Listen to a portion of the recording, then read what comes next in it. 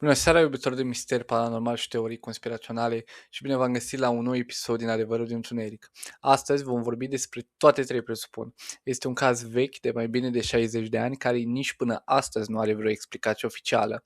Sunt multe aspecte creepy, stranii și fără sens ce fac cazul unul neliniștitor și plin de lacune și vreau să vedem dacă putem aprofunda subiectul și dacă găsim totuși o explicație, oricât de mic ar fi. Ca la fiecare episod, vă plictisesc cu aspectul ăsta. Vreau să știți că doar voi puteți decide dacă credeți sau nu un subiect și doar voi vă puteți forma o opinie despre incidentul Dyatlov. Poate ați mai auzit de el, poate nu. Am văzut că și Gojira, atenție, Cadmere au făcut despre subiect, deci puteți arunca o privire și la ei. Deși e vechi, rămâne un subiect de actualitate, care chiar te pune pe gânduri. Cu cât te gândești mai mult, cu atât îți poate veni o explicație în legătură cu ce naiba s-a întâmplat. Ca să explicăm să fie clar, incidentul Dyatlov începe în ianuarie, anul 1959, unde un grup format din 10 alpiniști sovietici a pornit într-o expediție de schi prin munții Ural, cu scopul de a ajunge pe vârful Otorten. Liderul grupului era Igor Dyatlov, care era un student respectat și extrem de bine pregătit. Aceștia nu erau amatori și nici nepregătiți. Ei erau alpiniști experimentați, fapt ce îngreunează și mai tare soluționarea cazului. Grupul era format din 8 bărbați și 2 femei, iar majoritatea aveau calificarea de nivel 3, cel mai înalt grad de alpinism din URSS. Unul dintre membrii, Yuri Yudin, a fost nevoit să se întoarcă din cauza problemelor de sănătate. Fotografiile făcute în acel moment surprind ultima despărțire. A fost ultima dată când Yuri Yudin și-a văzut prietenii în viață. Această decizie i-a salvat viața, pentru că cei 9 rămași nu aveau să mai fie văzuți în viață. Wow, am zis viață de 1000 de ori, să moară aia. Erau chiar în inima muncilor Ural, într-un loc pe care populațiile locale îl numeau Muntele Morților și aceștia au murit acolo, dar lăsând gluma la o parte, haideți să intrăm mai în detaliu. Grupul și-a reluat expediția prin întinderea înghețată, acoperită de zăpadă, documentând tot ceea ce li se părea important în jurnale și folosind mai multe aparate foto. Fotografiile recuperate și însemnările din jurnale sugerează că drumul a decurs exact așa cum era de așteptat, fără complicații neprevăzute. Doar multă zăpadă, un frig apăsător și un peisaj din ce în ce mai dificil de străbătut. La 1 februarie au ajuns la poalele muntelui cunoscut de populația indigenă Mansi sub numele de Muntele Morților. Au petrecut cea mai mare parte a zilei urcând panta, iar în cele din urmă au decis să-și instaleze tabăra la doar câteva sute de metri de vârf. Acestea sunt unele dintre ultimele fotografii recuperate din aparatele lor, iar ultima propoziție din ultima însemnare din jurnal spunea fix așa: este greu de imaginat un asemenea confort pe creastă, cu un vârf ascuțit care urlă la sute de kilometri distanță de așezările umane. Au trecut câteva săptămâni bune. Prietenii și rudele au început să se îngrijoreze. Nimeni nu mai primise vești de la Igor Dyatlov sau de la oricare dintre ceilalți membri ai grupului. După multe discuții și amânări, o echipă de voluntari a pornit în cele din urmă în căutarea lor. Pe 26 februarie, echipa de căutare a reușit în sfârșit să localizeze tabăra, pe panta muntelui. Pentru primii ajuns la fața locului a fost imediat clar că ceva mersese teribil de prost.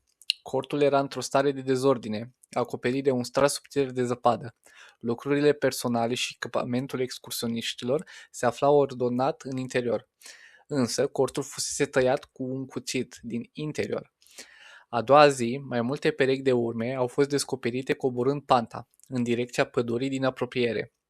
Analizând urmele, vedem că acestea au lăsat adâncituri superficiale, ușoare în zăpadă, fapt ce ne arată că grupul a coborât calm și organizat, nu alergând speriați sau haotici.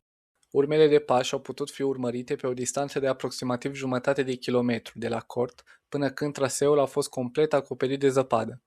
Echipa de căutare a continuat în aceeași direcție, iar sub un copac mare, un cedru mai exact, La marginea pădurii, lângă resturile unui foc improvizat, au fost descoperite trupurile înghețate ale lui Yuri Doroșenko și Yuri Krivonișenko.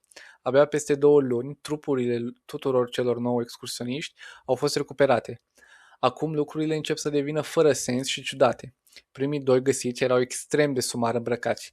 Nu aveau jachete, nu aveau pantaloni, fără mănuși, căciuli, bocanci sau orice alt echipament absolut necesar într-un asemenea ger. Când le-au găsit trupurile, ei purtau doar niște cămăși subțiri, șosete și lenjerie. În momentul morții lor, temperatura de afară era de aproximativ minus 30 de grade Celsius. Copacul de lângă ei prezenta urme clare de deteriorare, ca și cum cineva s-ar fi cățărat în el. Crengi rupte puteau fi observate până la o înălțime de 5 metri. Deci, posibil unul dintre ei să se fi urcat în copac. Poate voiau să găsească cortul, să se întoarcă la el, sau poate ceva mai înfricoșător, poate încercau să se ascundă de cineva sau de ceva. Următorii 3 excursioniști au fost găsiți la distanțe diferite între cort și copacul de cedru. Aceștia erau acoperiți de zăpadă, aproximativ câțiva centimetri de zăpadă. Deci, varianta unei avalanșe nu prea se pupă. Erau totuși puțin mai bine îmbrăcați decât primii 2, dar tot nu suficient pentru a supraviețui. Le lipseau în continuare obiecte esențiale, precum bocancii, căciulile și mănușile. Toți 3 au fost descoperiți cu fața spre cort, ca și cum în momentul morții ar fi încercat cu disperare să se întoarcă. Ciudat că ceva sau cineva i-a făcut să plece din cort și totuși, la finalul puterilor, voiau să se întoarcă înapoi. Nu prea se leagă. Deși unii dintre ei prezentau răni minore, toți cei 5 au murit din cauza hipotermiei. Așa este scris în raport, deci hai să mergem întâi pe această premiză. De asemenea, mai trebuie menționat faptul că 4 dintre ei se aflau sub influența alcoolului în momentul decesului, deci posibil ca alcoolul să le fie afectat deciziile sau să fi fost un factor care le-a cauzat decesul. Iar ultimii 4 excursioniști au fost găsiți la baza unei mici pante, acoperiți de aproximativ 3 metri de zăpadă, la 75 de metri de copac, în direcția opusă cortului. Se vede că nu erau îmbrăcați corespunzător, nimeni n-a reușit să parcurgă nici 100 de metri, deci faptul că au ieșit așa din cort le-a costat viața. Bun, de acum lucrurile devin și mai ciudate. 3 dintre aceștia prezentau leziuni mortale. Unul dintre ei prezenta o fractură de craniu, iar alții 2 aveau coaste multiple fracturate și suferiseră hemoragii interne masive. Medicul legist, care i-a analizat, a considerat că aceste leziuni au fost provocate de o cădere violentă, comparabilă cu impactul unui accident de mașină. Rănile au fost suferite în timp ce victimele erau încă în viață și nu puteau fi provocate de o altă persoană. De asemenea, 2 dintre trupuri au fost găsite cu ochii scoși, orbitele oculare fiind complet goale, iar una dintre femei avea limba lipsă. Problema că parcă au fost scoase într-un mod chirurgical, nici de cum scoase de vreun animal, dar analizăm mai târziu situația. Ultimul dintre cei 4 prezenta nasul fracturat și o deformare a gâtului, însă cauza morții a fost stabilită ca fiind tot hipotermie. Și poate cel mai misterios detaliu dintre toate, 3 articole de îmbrăcăminte au fost descoperite ulterior ca fiind anormal de radioactive. Deci avem fracturi, ochi scoși, limbă scoasă, haine radioactive, atâtea elemente conspiraționiste ce ne fac să ne gândim la toate variantele posibile, dar momentan nu avem niciun răspuns sigur. Pe 28 mai, cazul a fost închis, cu o concluzie criptică și extrem de vagă. În raportul final, anchetatorul principal a scris, și citez, cauza morții a fost o forță necunoscută și constrângătoare, pe care excursioniștii nu au putut să o depășească. Acum ce pula mea să înțelegem din asta? Clar nu este un răspuns satisfăcător și cu greu poate fi numită o concluzie. Bun, am pentru voi 2 variante mai solide. Una logică, în care am încercat să fiu cât mai atent și să nu bat prea mult câmpii, dar și una conspiraționistă, la modul schizofrenică chiar, dar și acolo există niște șanse reale. Deci hai să încercăm varianta logică, mai ușor de digerat. Faptul că Dubinina avea limba lipsă a fost dus de-a lungul timpului mult prea departe. Unii susțin că ar fi fost tăiată sau smulsă, în timp ce era încă în viață. Alții spun că ar fi fost mâncată de animale după moarte. Iar unii merg și mai departe, afirmând că limba ar fi fost găsită ulterior în alt loc. Și mie mi se pare creepy și interesant, dar am citit rapoartele medico-legale, iar acestea spun exact următorul lucru. Diafragma gurii și limba lipsesc. Atât. Extrem de basic, da, știu. Nu există nicio mențiune despre tăiere, smulgere sau orice alt act violent. Nu se știe exact cum sau de unde a pornit această idee, dar, de-a lungul timpului, limba lipsă a primit o importanță exagerată, când în realitate medicul a decis că este un detaliu relativ minor. Acum, bineînțeles că putem gândi conspiraționist și să zicem că medicul a mințit, că Uniunea Sovietică a vrut o mușamalizare a cazului. Poate fi o posibilitate, nu zic nu. Dar zic eu că dacă chiar ar fi fost ceva neobișnuit sau suspect, ar fi elaborat cu siguranță mai mult. Un alt exemplu, în aceeași secțiune a aceluiași raport, se menționează următorul lucru. Orbitele sunt larg deschise, globii oculari lipsesc. La fel de misterios, nu? Ei bine, dacă analizăm mai atent, vedem că medicul legist oferă o explicație clară pentru ambele situații. El scrie în felul următor. Leziunile țesuturilor moi ale capului reprezintă modificări post-mortem, putrefacție și descompunere ale cadavrului Dubininei, care a fost recent expus la apă înainte de a fi descoperit. Medicul adaugă chiar explicit, între paranteze, putrefacție și descompunere, tocmai pentru a clarifica exact la ce se referă. Mai mult decât atât, acest lucru nu a fost exclusiv în cazul Dubininei, deoarece ultimele 4 trupuri au prezentat deteriorări similare, cauzate de topirea zăpezii și expunerea la apă. Acum, cei care susțin că limba ar fi fost îndepărtată în timp ce era încă în viață, indică adesea un alt detaliu, faptul că în stomacul ei s-ar fi găsit aproximativ 100 de mililitri de sânge. Dar nici acest lucru nu este complet corect. Porțiunea relevantă din raportul medico-legal spune exact așa. Stomacul conținea până la 100 de centimetri cubi de o masă viscoasă, de culoare roșu închis. Asta înseamnă aproximativ 10 centilitri dintr-o substanță, cel mai probabil alimente, amestecate cu ceva de culoare roșie, cel mai probabil sânge. Prin urmare, nu știm cât sânge se află efectiv în stomac, ci doar că exista sânge. Iar acest lucru nu este ceva neobișnuit, având în vedere că Dubinina a suferit hemoragii interne masive. Să zicem că avem o explicație rațională pentru aceste lucruri, dar rămâne celălalt mare mister. Faptul că 3 articole de îmbrăcăminte descoperite pe 2 dintre trupuri s-au dovedit a fi radioactive. La prima vedere, acest lucru sună extrem de tulburător, dar hai să vedem dacă găsim o explicație cât de mică ar fi. Un lucru pe care trebuie să-l avem în vedere este că aproape totul este ușor radioactiv. Dar da, fiind în pădure, departe de civilizație, e foarte ciudat să fie existat o sursă de radiații. Studiile radiologice efectuate menționează că în condițiile normale o suprafață de 150 de centimetri pătrați nu ar trebui să depășească 5.000 de dezintegrații pe minut. Și doar 3 articole de îmbrăcăminte au atins sau au depășit acest prag, având valori de 5.000, 5.600 și 9.900. Singura explicație oferită în raport este următoarea. Îmbrăcămintea a fost contaminată ca urmare a căderii prafului radioactiv din atmosferă, sau hainele au fost susceptibile la contaminare prin contactul cu substanțe radioactive. Cu alte cuvinte, anchetatorii nu au reușit să stabilească exact cum au fost contaminate hainele. Însă nu este nerealist să se creadă că acest lucru a fost rezultatul unor procese naturale. După cum puteți vedea, specialiștii care au analizat cazul par foarte plictisiți și nu oferă deloc indicii utile. Pare că nu le pasă sau li s-a spus să nu ofere multe explicații. Totuși, Slender a făcut un mic research și cred că am o posibilă explicație alternativă.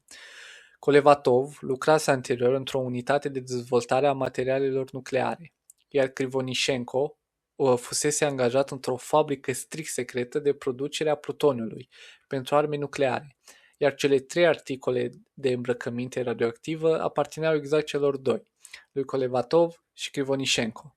Deci merg pe ideea că hainele radioactive nu sunt chiar ceva ciudat sau care să confirme prezența ceva straniu. Dar hai să vedem ce s-a întâmplat. De ce au părăsit cortul? De ce cortul a fost tăiat din interior?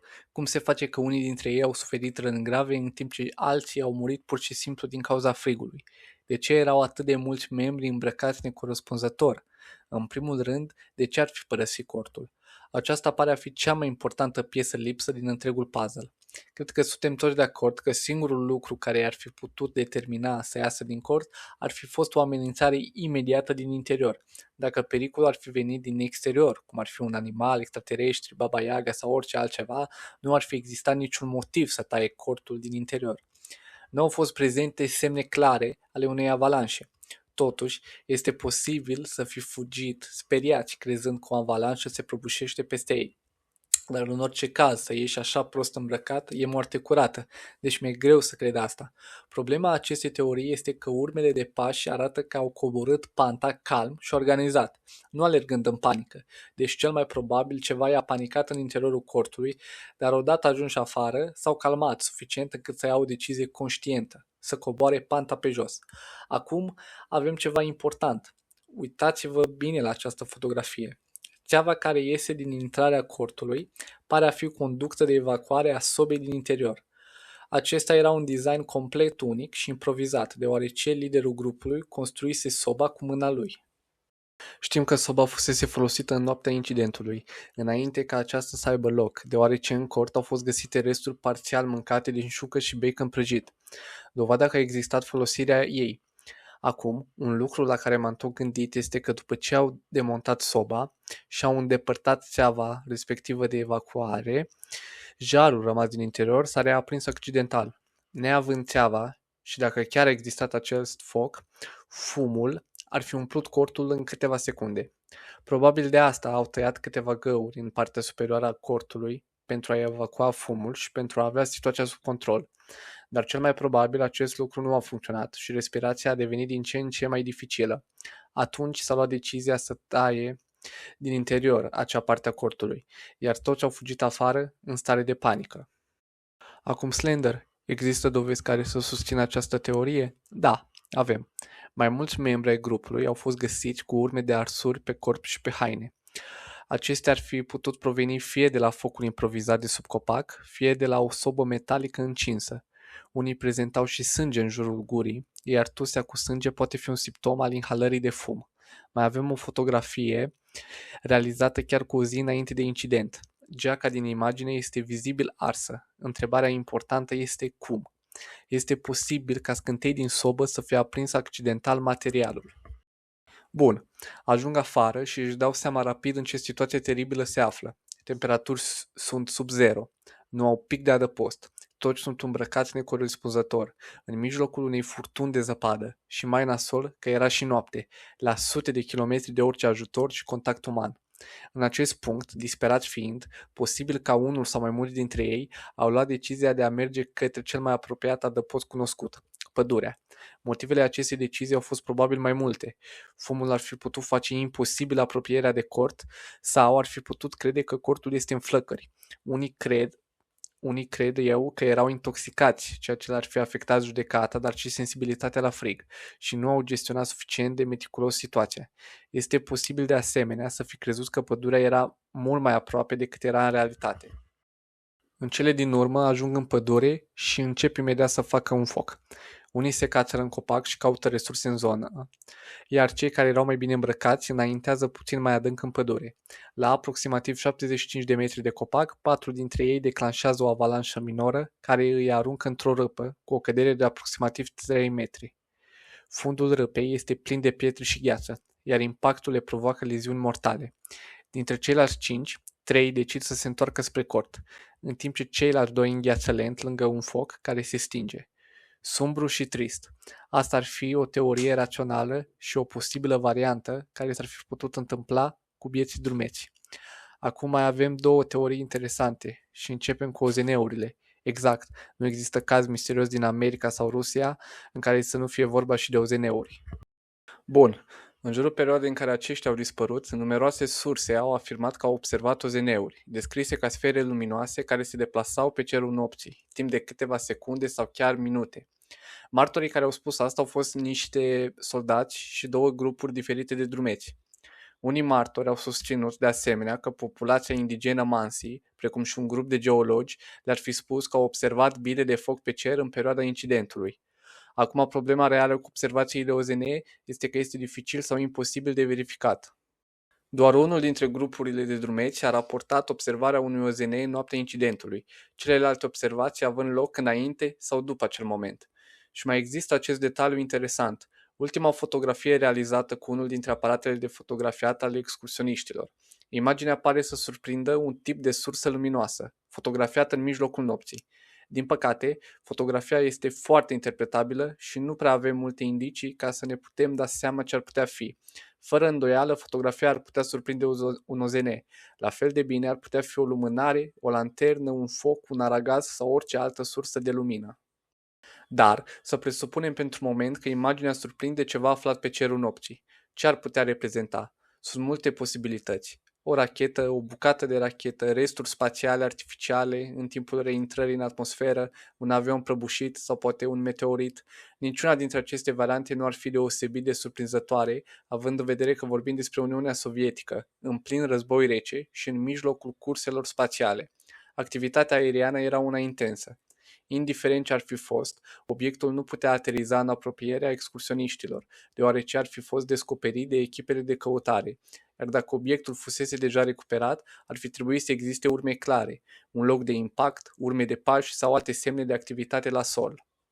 Având în vedere că nu există nicio legătură evidentă între OZN și dispariția acestora și alte lucruri nu am putut afla, din păcate teoria cu OZN-ul rămâne doar o teorie fără dovezi.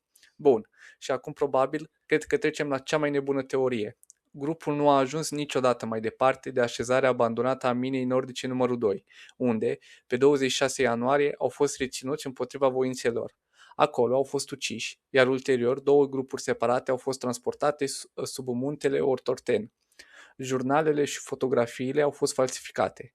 Analizăm teoria cum că au fost uciși de săteni sau de soldați URSS. O să ziceți că, vai, Slender, nu puteai falsifica poze pe atunci. De fapt, chiar puteai. Photoshopul acelei epoci, sau așa cum era numit atunci în cazul aparatelor Fed și Zorki, fotomontajul analogic. Era un proces mult mai lent, dar cu rezultate extrem de precise. În fotografiile panoramice erau suprapuse imagini decupate ale unor obiecte, dimensionate cu ajutorul unei lupe, apoi colorate, retușate, presate și refilmate. Imaginea rezultată era aplicată pe un film neexpus, folosind un cadru de copiere împreună cu fotografii ale unor peisaje neutre. La început au fost adăugate imagini reale din anumite locații, pe care nu le pronunț că nu le știu. Locațiile cadrelor erau marcate și izolate, iar spațiile lipsă erau deteriorate intenționat cu o pensulă îmbibată în reactiv.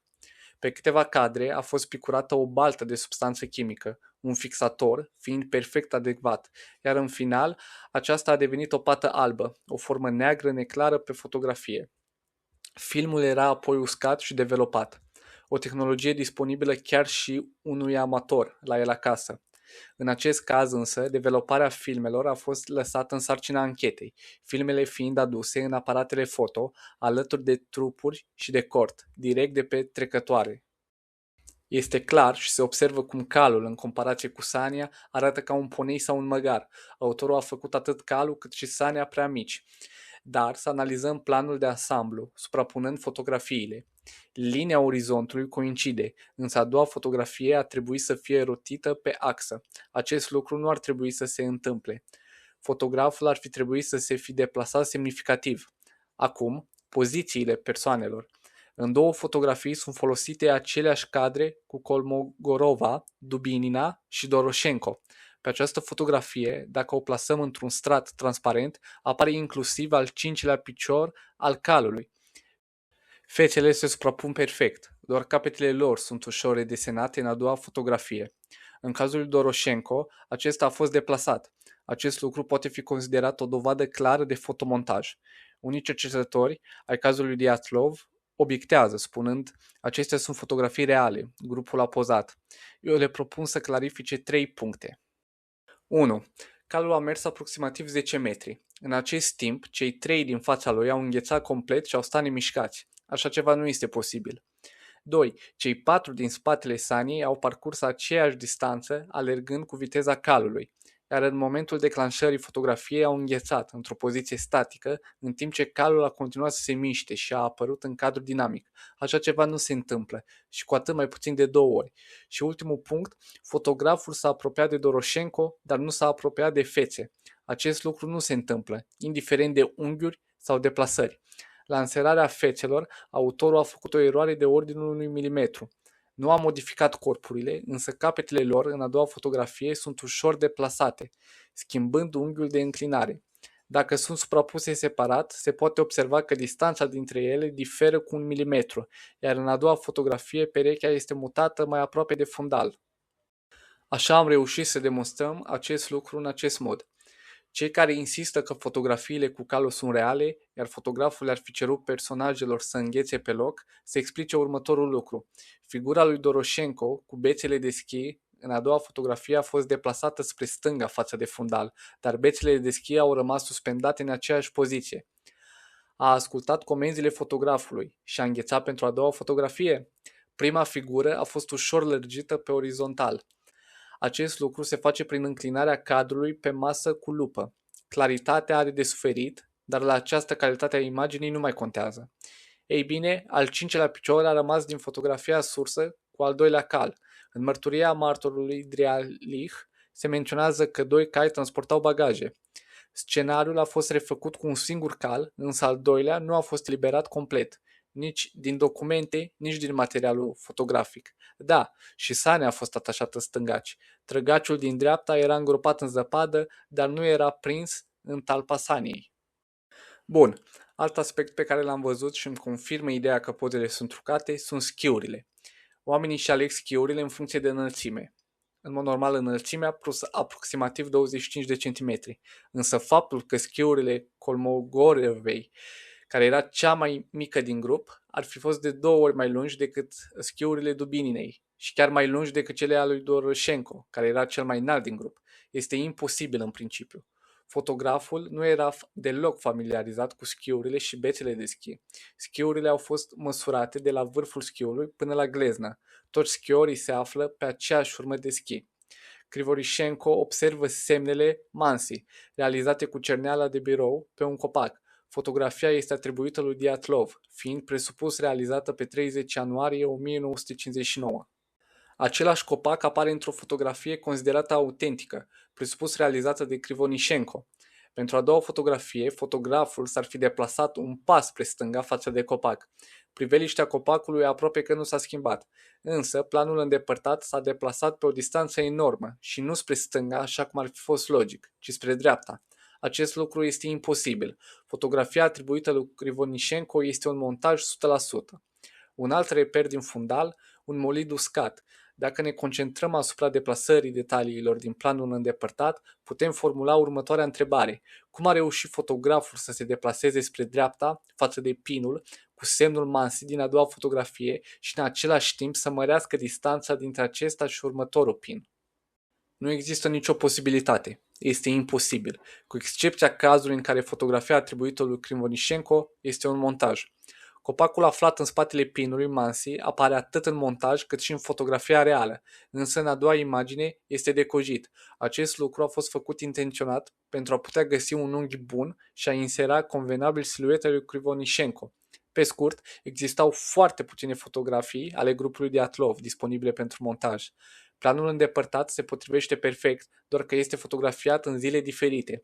Din punct de vedere geometric, într-o asemenea coincidență, doi copaci nu pot sta diferit, cu excepția cazului în care au fost inserați special pentru a permite vizibilitatea convenabilă a figurii lui Krivonișenko. Haideți să analizăm și să explicăm ciudățeniile din jurnale. Dacă sunt citite cu atenție, nu este greu să observăm că există foarte puține însemnări, iar acestea sunt fragmentate și conțin contradicții care par intenționat introduse. Aceasta este un semnal că au fost scrise sub constrângere. Desigur, multe lucruri sunt eliminate, dar rămân suficiente semnale, sub forma confuziei, sub forma datei imposibile de 30 a doua 1959 din jurnalul Kolmogorovei, sub forma erorilor conștiente de timp. Citim din jurnalul general, 27 a 1, 59. La ora 4 am pornit, am parcurs 8 km în 2 ore. Se întunecă. 28 ianuarie. Ne oprim pentru odihnă la ora 5:30. În realitate, în Ivdel, soarele apune la 4:46. În zona satului Severni, chiar cu 1-2 minute mai devreme. La 5:30-6 este complet întuneric. Nu se mai vede absolut nimic. Și totuși, jurnalul continuă să descrie evenimentele fără întrerupere. Numai acest lucru este deja extrem de dubios. Ok, deci știm că pozele și notițele din jurnale au fost falsificate. Ei bine, de ce? M-am gândit la două variante. Una este simplă, iar alta întunecată, din păcate. Sunt șanse ca pozele să fi fost falsificate chiar de către cei de la URSS și poliție. Se făceau chestii din astea pe atunci și nu neapărat că ar fi fost ei implicați sau că ceva misterios s-a întâmplat. Cel mai probabil, într-adevăr, să fi fost un accident, urmat de o anchetă stângace și incompetentă a polițiștilor. Poate aveau multe întrebări fără răspuns și au manipulat ancheta, au ajustat pozele ca să treacă totul de la sine și povestea să fie uitată. Dar uite că rămâne un mister și până astăzi. Și acum, varianta macabră. Și vă rog să fiți atenți. Au fost bătuți crunt înainte de a fi uciși. Citez, am cusut găuri și erau atât de multe încât a fost de lucru pentru toată lumea, cu excepția celor doi de serviciu și al Iudei. Cum putem să nu vedem asta? Cei trei cu țesuturile moi ale feței putrezite au fost ținuți intenționat până în aprilie, lăsați să se descompună, pentru ca urmele de pe țesuturile moi să ridice mai puține semne de întrebări. Dacă varianta cu crima este adevărată, urmează întrebarea frecventă. De ce au fost uciși studenții? Pentru a crea conținut șocant, pentru a construi un eveniment mediatic. Este o performanță tipică de clică. În astfel de spectacole, recuzita este formată din cadavre reale. Oamenii sunt uciși pur și simplu ca recuzită, fără alt motiv decât necesitatea de a susține spectacolul. Motivele și versiunile sunt apoi dezvoltate de către scriitori, comunități online, mass media. Această performanță a fost însoțită de schimbări uriașe în politică, economie, cultură și mai ales în spiritualitate. A început dezghețul. Principalul lucru care trebuia extras din acest conținut șocant era ura față de organele statului, forțele speciale, serviciile secrete, statul însuși, în forma sa stalinistă, în toate manifestările ei. Încărcătura a fost atât de puternică încât și după 60 de ani este folosită de scriitori, publiciști și blogări. În presă, informațiile au început să apară abia din 1979. În 1959 ele au circulat prin agenția zvonurilor, mult mai eficientă decât mass media, pentru clică. S-au organizat căutări formale în masă, au fost mobilizați militari din toată țara. Acei războinici de atunci continuă și astăzi să răspândească conținutul corespunzător. Cine dorește să continuăm căutarea indiciilor de montaj în fotografiile grupului Diatlov. Toate fotografiile realizate după 26 ianuarie 1959 sunt false. Puteți fi siguri de asta. Îmi pare sincer rău pentru munca cercetătorilor cazului Diatlov, a scriitorilor, regizorilor, jurnaliștilor, clarvăzătorilor, etc. Dar dacă adevărul este mai important, care este problema cercetătorilor cazului Diatlov, care aderă la versiunile cu rachete, secrete militare și alte explicații similare? Pentru ei, data și locul morții, 2 februarie, la Otorten, sunt inviolabile și sacre. Ei nu pot pune sub semnul întrebării autenticitatea expediției și a fotografiilor. De ce ar fi fost Ortortenul atât de strict secretizat încât să nu fie permis accesul, dar odată ce li s-a permis, grupul Diatlov a fost ucis? În ianuarie 1959, înainte de Diatlov, au fost acolo grupurile Blinov, Sumakov, Vladimirov, Fomenko, în februarie Sogrin și Karelin. Înainte de căutări, mulțimi întregi au trecut prin zonă odată cu începerea operațiunilor de căutare și nimeni nu a observat obiecte sau secrete care să nu poată fi făcute publice. Dacă ar fi existat un secret de stat real și periculos, ruta nu ar fi fost aprobată nici pentru Diatlov, nici pentru alți sportivi. Totul este standard ca în toate performanțele. Iar dacă există urme petrecătoare, acestea sunt doar urmele celor care au transportat recuzita. Zăpada nu a acoperit capul lui Doroșenko, capul lui Krivonișenko, un picior și un braț. Torsurile lor sunt doar pudrate cu zăpadă, nu îngropate. Asta înseamnă că trupurile au fost aduse după vremea rea din 21 februarie. Alți 3 sunt îngropați în zăpadă, iar acești 2 au fost lăsați în pădure, un acumulator natural de zăpadă, o neglijență a celor care au transportat recuzita, agravată de Ivanoc. Povestea grupului Diatlov este simplă și tragică, la fel ca în cazul tuturor victimelor performanțelor echipei malefice. La 26 ianuarie 1959, grupul a părăsit Vizhai într-un camion de ocazie, îndreptându-se spre locul șederii finale și al morții, satul abandonat al minei nordice numărul 2. Acolo, drumeția s-a încheiat. Au fost bătuți și uciși acolo, fiindu-li se permis să scrie în jurnale cu propriile mâini ceea ce li s-a cerut, după care au fost completați pentru o plimbare foto. Un număr uriaș de fotografii a fost realizat într-o plimbare de 30 de minute de la satul abandonat. O crimă cu sânge rece, sadică, diabolică, fără a avea vreun motiv. 9 persoane au murit indiferent dacă a fost vreun accident sau o crimă. Dar dacă chiar au fost bătuți și uciși, tocmai am rezolvat un mister vechi de mai bine de 67 de ani. Incidentul Diatlov. Chiar vreau să vă știu părerile despre caz, deci nu ezitați să-mi lăsați ideile voastre în comentarii. Până data viitoare, eu sunt Slender, iar adevărul din întuneric se va adânci și mai mult.